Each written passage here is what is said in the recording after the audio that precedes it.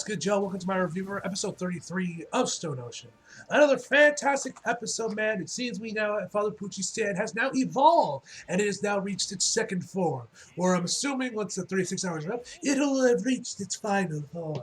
I don't know, we're going to get like another form in between the green baby form and the gravity stand form, and, whatever Wet Pale Snake's final form and when he, ascends to heaven and everything, because you know it's going to happen. But yeah, either way, man, love the design of the new stand. I think it looks really cool, man. And yeah, let's just jump right into the actual episode. So we started the episode off right where we left off last week with Weather's Death, which I mentioned for my review last week. Also, by the way, guys, Happy New Year. I haven't really mentioned that at all, but because I'm recording, but I must mention it today because I'm actually recording this on New Year's Eve. So yeah, Happy New Year's to you all. Even though I'm sure this video is going to come out like way later past New Year's, but yeah. Happy New Year, anyway, everyone. Anyway, but with Weather's Death, like I mentioned before in my review, I was about to say my review last week. In my last review, I mentioned that I don't think Weather is dead, and I still hold by that. I still stand by that. I don't think Weather is actually dead yet. Like I said, we never saw Spirit leave his corpse. Granted, we did see his face in the clouds, which usually also signifies a character's death in JoJo, but I don't know, man. Just given with all the fake outs that Rocky did, especially with FF, faking out her death, then killing her off in the very next episode. I don't know. I think Weather Forecast is still alive.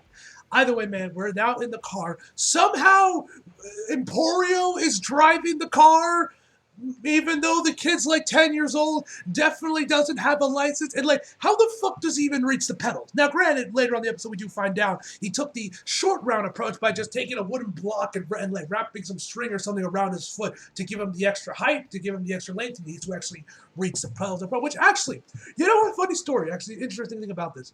I actually wonder this because this is something I just noticed when I watched this episode and I saw Emporio use the same tactics as Short Round in Temple of Doom. Is Emporio at all based off a Short Round from Temple of Doom? Because I just noticed this or realized this once I saw the episode. First off, when we actually have the whole thing with the car and everything, they use the same tactics. But also, Short Round, if you guys remember, wore like a Yankees hat throughout the entire movie, while Emporio wears a baseball uniform throughout all of Part 6. So I do wonder if maybe Rocky was inspired by Short Round from Temple of Doom, and that's kind of how Emporio was created, or if it was all just one massive coincidence. I don't know. That's something I literally just noticed when I saw him, when we saw actually how he's actually using the pedals and has like a wooden block attached to his foot. So yeah, I don't know. If there are any hardcore JoJo fans out there that know the ins and outs of JoJo that can answer that question for me, leave in the comments. I'm honestly curious if Emporio was at all inspired by Short Round. Anyway, so they're in the car. Jolene is wondering what she should do, and we do find that they have given the disc back to the Speedwagon Foundation. So it's not going to be too long before Gotaro finally makes his return to JoJo, which you guys obviously know I am very excited for because Jotaro is my favorite JoJo character. So I'm obviously very excited to see his return and hopefully see him and Jolie team up a little bit against Father Pucci. That will be legendary. Anyway, so she's wondering whether or not she should wait for Jotaro to come in there. Should they keep going by themselves to fight against the priest? And she just wants to know and she just wishes her dad would tell her what to do. And Kira's performance here was really good, man, as well. Shout out to her. And then we kind of end this part up with her kind of like leaning her shoulder against what we think is Jotaro's real quick before it fades out. There we're back in reality where we find out that she's actually sleeping on the shoulder of Anastasia, which honestly I started laughing my ass off and be like, oh shit, here we go. Now, surprisingly, the man stayed calm. He was quite stoic here, at least until after the OP. Because once we get there after the OP, of course, the dude's like, "Oh my God, Jolene's on my shoulder. She's so cute. She's even cuter when she's sleeping on my shoulder." Which I gotta say, Jolene is pretty cute, man. She's a baddie. Jolene's a baddie, especially back when we saw her before Part 6 takes place when she was a little bit younger or whatever. Before she got all JoJo-ified. She looked way cuter than I mentioned to my review when we saw that old picture of Jolene. What happened to Jolene where she was a little bit cuter in that photo, but when we actually see her in the actual series, when she actually, the series begins, she looks, typical more of that, has that more of that Jotaro, feature style, looks more like a JoJo character. I don't know. That's just something I've always kind of found interesting about Jolene, about her designs before the series actually takes place and when the series is actually taking place. Either way, man. But yeah, Jolene's a baddie. She's attractive. I like her, and Kira's performance is amazing. So. Yeah. Anyway, and then we find out this man Man tries to propose to Jolene here. And by propose, all this man does is like go into like those little pockets on like the feet, like those little feet around his chest, on his like chest, on like his shirt or whatever, pulls out a ring from one of them and gives it to her. There's like this whole scene was funny. Of course, they have like this slow, like romantic track playing in the background as well, man. This whole scene was pretty funny, man. But so yeah, he kind of proposes to Jolene, telling her like, "I must tell her how I truly feel." I'm like, bro, you have no chance with Jolene. She's not gonna marry you. She's not even gonna date you, bro. I wouldn't even call her. I wouldn't even call Jolene your friend, bro. Like, stop it. Stop trying, bro. You're embarrassing yourself, bro. Anyway, after he gives his entire romantic soliloquy about why he loves Jolene so much, Hermes says, "Hey, look over there," and it's revealed that we see there's a bunch of crocodiles out. There's a bunch of crocodiles outside, and she's kind of like pissed off at them because they're like apparently like federally regulated creatures, or whatever. And they were kind of like they were scared and they were scared the living, and they were scared shitless of them back when they were in the prison. Also, I gotta say, I love Hermes's face right here, where we see her kind of like hunched over in the car. She has this big smile on her face. I just love her facial expression right there, man. It's really funny. And Jolene kind of has a very similar one herself, man. I don't know. I just really loved Hermes and Jolene's expressions right here, man. But as all this is going on, Jolene says, "Yeah, fuck you," and just like throws something at one of the alligators. Or maybe it's a crocodile. I don't know the fucking difference between them. Either way, she throws something at her, and then we see it like actually hit it, and it's actually the ring Anastasia gave to her, bro. Bro, when I saw this, I was laughing my fucking ass off. As after once he knows, he's like grabbing her wrist and he's like, "Jolene, what did you throw? Show me your hands." And of course, Hermes and Emporio are both confused. We get back to Anastasia. Man's bawling his eyes out at this, that she threw the ring. We then see a close-up of the alligators where we see that indeed the ring was thrown to the alligators and it is now lost, bro. This shit was awesome. And I gotta say this real quick, with how serious these last couple episodes of JoJo have been so far, it was nice to kind of get to start off with a bit more comedic with this episode, which I think was neat after a few episodes that were super serious, to throw in a little bit of some comedy to like lighten the mood a little bit before we get right back into seriousness and for the next like 4 episodes or whatever. But yeah, this scene was awesome, man. This scene had me in tears, man. And then after that, my man's not done yet because as Emporio's right, he like has his hand out there over to Hermes. He's like, "Hey, can you hold this for me, Hermes?" And she's like, "Yeah, sure." He needs to pull out a map to figure out where to go next. And he opens up his hand, and it's an entire fucking computer that falls right on Hermes, man, bro. This also had me in tears when she just like tosses her his entire fucking computer that's ripped right out of 1995, man. So this thing is huge, and even Hermes comments how much of a fossil it is, which it is, especially for this is supposed to take place in 2012, so this is really a fossil. Although this computer looked about the size of computers back in the 90s when this manga was indeed publishing. Anyway, guys, Emporio kind of explains where they're heading, that they're heading to like this space station where they actually launch rockets from. But it honestly sounded like the base itself sounded like it was meant to be like, this is meant to be like a replacement for like a NASA base. It seems like, given we also see a logo of this place that looks very similar to the NASA logo, but it's obviously not called NASA. So saying that's what that was meant, that this was meant to be like an adjacent to NASA, having like some little space station base kind of thing for launching rockets somewhere in Cape Canaveral. So he explains it, talks about how big the base is and how most of it's locked up because, of course, it is, launching rockets and shit. I'm sure it's tons of classified information. Actually, funny story, guys. My mom, I believe it was earlier this year, actually went over to revisit her family in Texas, and one of her brothers actually got some connections. So he was actually able to score her a secret tour of a NASA base while they were there in Texas. Obviously, they didn't go in a like top secret shit, learning about like no Area 51 type shit was obviously shown, but yeah, it's a little funny story for you guys. My mom got like a secret tour of a NASA base over in Texas. I think they're like around the Houston area kind of thing, if I remember correctly. Anyway, guys, yeah, just a little funny story, fun fact for you guys. Anyway, so he kind of continues on explaining how most of it's locked up in public, and then we're going to be visiting the visiting center, and then from there they take a shuttle to explore the rest of the places available that can be seen by tourists, and that's where they're going to be heading. We head over back to Father Pucci's already inside the base, in the line of the visiting center, waiting to get inside, and they say like, hey man, we're late in the there, wait here for a moment. So then this random dude with like the longest chin I have ever seen in the history of anime. Look at this man's chin. Like I look at this guy and low-key think, I'm like, bro, your chin game. Like, it's also kind of weird just seeing how Araki designs random characters that aren't like, the main characters or supporting characters. It's always interesting what designs Araki comes up with for the human characters that aren't part of the main cast. It's always interesting what designs Araki comes up with for these characters. But like, yeah, bro, this man's fucking chin though. Like, I think we need to start calling this man the Crimson Chin. Just look at it because of how long this dude's chin is. Anyway, he kind of waits there, then Mr. Chin is who I'm going to call, because Terrified knows, so I'm going to just call him Mr. Chin. Mr. Chin tells him, like, oh, he's with me, and so he tries to make some small talk with Father Pucci, saying, like, oh, I try to do one good deed a day. It's kind of a goal I set for myself. And he says, like, oh, what? Are you a priest? Are you a pastor? It's kind of, you see, what is a man of God doing in a place like this? Not to mention, you seem kind of out of place. He kind of continues on and on as the camera weirdly focuses in on his chin. Like, there's a lot of close-ups of them just zooming in on the man's chin. I just found that guy funny. Like, it's like, even the anime theme production, you're like, yeah, we know how long this dude's chin is. Look at how long this man's chin is. Anyway, so as he continues to give this dude small talks, like, oh, space, I guess space and God are very similar. Who knows? God might be an alien. Oh, sorry, it was just a joke. I didn't offend you.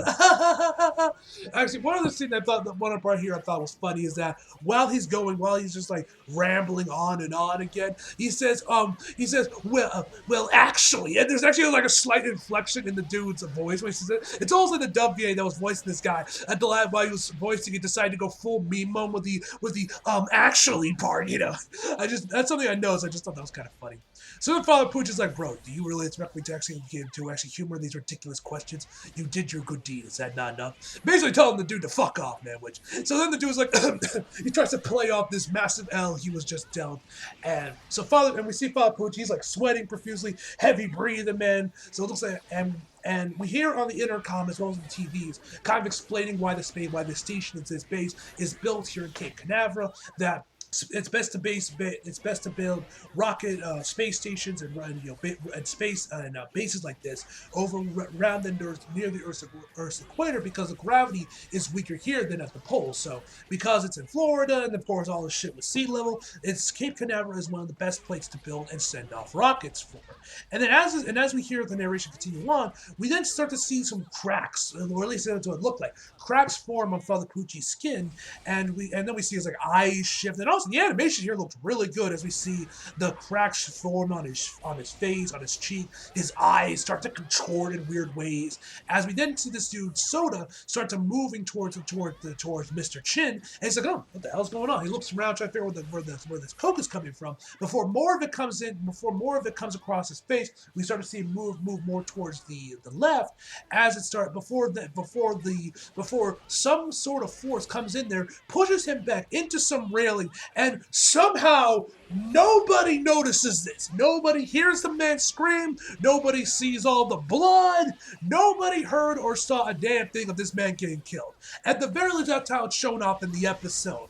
I like to think somebody probably saw it, given, it's not like it was well hidden or anything, but I just thought that was interesting. And then the dude that Soda was like, hey, what happened to my drink? Anyway, then we get back over with Jolie and the others, and they're still driving over to the space station. So Emporio once again asks Jolene what's the plan, if they're going to be waiting for JoJo, or if they're going to keep going on and go after Father Pucci. Jolene still hasn't really decided yet, but on a stage answers for him saying that we are going to go after Father Pucci. There's no guarantee that JoJo will even get back in time, so we're going to still continue on following Father Pucci. So as they continue on, the car starts to stall a little bit, and Hermes is thinking that this is Emporio just suddenly starting doing some weird driving, that they can't park the car because they're still wanted criminals, and the fact they have a kid who doesn't have a license is in the driver's seat. Emporio telling like, no, it's not that. And then we start to see like another car pass by behind them. And we see like some people then be like, help. Before then, we start seeing rocks rushing behind them, trees start getting uprooted, cracks start forming. The fucking computer rushes and breaks the back glass of the car, and it's just barely hung over because the keyboard got stuck in between the window. And we see that indeed that some sort of gravitational pull or something is going on with the gravity of this place, causing everyone to fall perpendicular to the parallel to the ground. And then we just start seeing a bunch of like CGI cars coming right towards Jolene the other. Honestly, this is when the episode straight up becomes a fucking disaster movie, guys. Like straight up a disaster movie. I thought I was watching The Day After Tomorrow or fucking 2012 or some shit, man, with this, because this episode straight up turns into a disaster episode at this point. So they try to dodge the cars. Eventually they all start to get out there. Irma starts to feel the gravitational pull of it, and she gets pulled out of the car before she manages to hang onto the back glass as well. Eventually, a bunch of cars start coming at them as well, and they basically all end up leaving the car. With Anastasia using diver drive to kind of keep them somewhat stationed on the ground as they like crawl towards the guardrails, which are still stuck inside the ground. They have not been ripped out yet. But of course, right when Irma is about to go over there and reach out to Jolene, she gets hit by some sort of like stone brick, some like stone, like I don't know, block or something. Looked like it might have been part of like a chimney of a house or something. Gets hit by that stops her from getting me or the others. Jolene tries to use her threads, but she ends up not being able to reach it as they continue on towards man to get the guardrail. Although I love the second that Anastasia, like the guard railing has not moved nary a millimeter at this point. It has not moved off the ground. The second it grabs, of course, it starts to it starts to crack underneath it. Of course it does. And eventually Jolene, like this is when Jolene finally gets her resolve to continue the fight and go after Father Pucci as she starts climbing up the guardrail to get closer and closer to the space station. As you have Anastasia, of course, starting sipping over her again, like, yes, it's that look in your eye, Jolene. That look that shows you such determination. Which I gotta see. I mean, I'm not gonna lie. She did look in that shot when Anastasia was like, giving his 10 reasons why he thinks Jolene is the hottest woman to ever exist and the most beautiful woman he's ever seen, and why he should be the one to marry her and all that shit. I'm not gonna lie, Jolene looked pretty hot in that shot, man. No lie, she looked very beautiful, man. Like I said before, Jolene's a baddie. There's no denying that, bro. So, I'm not even gonna get mad on stage for Colin sipping over Jolene. I mean, I probably would too, man. She's a beautiful woman. She's a badass. She's low-key my type. You know what I'm saying? It's JoJo, so, I really liked it. The second I saw that, I knew she was JoJo's dad, because you guys know how much I love JoJo, and Joey's been one of my favorite Joe stars so far, but yeah. So, I'm not going to blame Anastasia, man. I'd probably be in the same shoes as he is. Anyway, she continues climbing upward before we cut back over to Father Pucci. And we get this, like, amazing shot. This is probably my favorite shot in the entire episode, and I might actually try and put this on the thumbnail, where we see Father Pucci, like, he's, like, on this, because the gravity is also affected this place, too, where he's on the screen. He's standing or, like, crawling where the moon is, and he's reaching out towards the Earth, and he talks about how Earth is maintained by gravity and through gravitational pull. That's how it rotates around the sun and everything. It was a really nice shot, man. It looked really fucking cool. As we start to see like a bunch of the other like office supplies and other things just kind of fall around the place as the gravity is just going complete apeshit, as we do get a slight view of what Father Pucci's stand looks like now, of his new stand design, before we head back to Jolene, where we get actually probably one of, if not maybe the first instances of fan service in JoJo, at the very least of part 6. Well, actually, no. Never mind. We did have the opening episode when Jolene got naked. So there actually has been some fan service in JoJo. Now, when I say fans, I'm talking about female fan service, because when it comes to the men, of course, there's been plenty of that throughout all of JoJo, man. But in terms of the female fan service, we haven't really gotten that much of it, if any, in JoJo. We haven't gotten a lot of it. But we kind of get some of that in this episode, where you can actually see this woman. She has, like, I wouldn't be surprised if this woman was, like, in the middle of taking a shit or something, because it looks like from the looks that they were in the women's bathroom, and because of the gravity, they got like thrown out of it. They're just hanging onto like this guardrail right by it. But anyway, we can see like her skirt is like halfway down, so you can see some of her ass crack. So yeah, we actually get some female fan service in this episode. Cool. I mean, there's no like real like hardcore like super close up of her ass, but you can see it, man. You can see it. So yeah. Anyway, we see Jolene kind of ascend up to up on top one of the box offices, with Empora right behind, holding on to the back of her. I love how Jolene's like, oh, that doesn't look too serious. We can leave them be. I love that Jolene doesn't, like, that's such JoJo, like, oh, they look fine, whatever. I'm more concerned about Father Pucci. Anyway, we also find out that Emporio can't get a signal around here. There's no cell towers anywhere. And we also see that Anastasia's got on top of the other box office. As they start to wonder where Father Pucci is, we finally get a good look of his new stand design. And I gotta say, I mentioned before the start of the review, I love his new stand design. I think it looks really cool. I also love with Yong's performance here. I thought how he changed his voice to fit this new stand sounded really good. He sounds a bit more robotic in this with this new stand of him, and it sounds really cool. I like that. I like how he changed his voice for this stand. It sounds pretty good. Anyway, this stand then starts to use gravity. I guess its power is gravity now, and uses it on Julian where her arm gets stuck down into the bumps. I swear to God, I feel like I've seen a very similar scene to this in like another anime series or something. I might be going insane. It might have been in some movie. Either way, the gravity is like pushing her arm further into the box office. Before then, we start to see her fingers straight up compressed into each other. Her skin and everything goes down before we then see what looks to be her actual fingers, the flesh of his fingers, poking out of her actual palm. As Jolene screams out, there's some fucked up shit going on in my head, and bro, she is not lying. This has to be the most grotesque thing I've ever seen. I have never seen like hands compress onto themselves and then pop out of the palm like that, wiggling all over with just these flesh. And I assume these are her fingers. Like, bro, literally, bro, this is like the most disturbing thing I've seen in a while. As we see the skin start to, the flesh of it break away. As we just see her bones start to pop out, man. It looks really nasty, man. Seriously, bro. Like I said, that's gotta be some of the most grotesque. That's gotta be one of the most grotesque things I've ever seen, at least in some time, man, seriously. And that, ladies and gentlemen, is where the episode ends, as we get title cards in. There's 36 hours left before the new moon. And yeah, man, this episode's fucking awesome, man. Loved it. Loved that, like I mentioned before, loved that shot of Father Pucci at the end of around the end of the episode. The shit with her finger. My God, that shit's gonna haunt my dreams, man. And yeah, man, overall, I'm gonna give this episode a 9.5 out of 10, guys. So hope you guys enjoyed the video. Like if you did, subscribe if you're new. Follow me on my socials if you feel like it. Links down in the description box below. And as always, come back for more. See you guys next time.